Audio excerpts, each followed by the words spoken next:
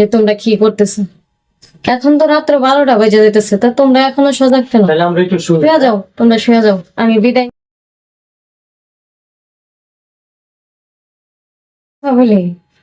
যদি আমার দেখতে মন চায় তাহলে আয়নার সামনে এসে দেখতে পারবি। আর আমার স্বামীরা যত্ন করে ভালো করে রাখিস, ঠিক আছে? তোমার বিয়ে করলাম তো অনেকটা দিন হয়ে গেল, আর বিশেষ করে তোমার মন রাখতে গিয়া সবকিছু ত্যাগ করছি। হ্যাঁ। কারণ তুমি এমন কিছু করো না, তোমার বোনের মধ্যে যেটা ছিল তোমার মধ্যে এটা আছে, এমন কিছু করো না যে আমি তোমার বোনের কথা আবার স্মরণ করবে এবং আমার দুশ্চিন্তায় আমি শেষ হয়ে যাবো। বুঝতে পারছো? হ্যাঁ, বুঝতে পারছি। তোমাকে নিয়ে সংসার করতেছি, বুঝতেই পারতেছি না যে তোমার বোন মারা গেছে এবং তোমার বোন দুনিয়াতে নাই।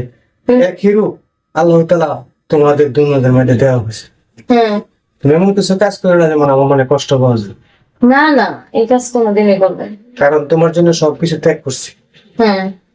এই আর কি আর বলবো, বুঝলে? আমার মায়া তো তোমরা ভালোই সুখে সংসার করতেছো। আচ্ছা করো, সুখে সংসার করো, সমস্যা নাই।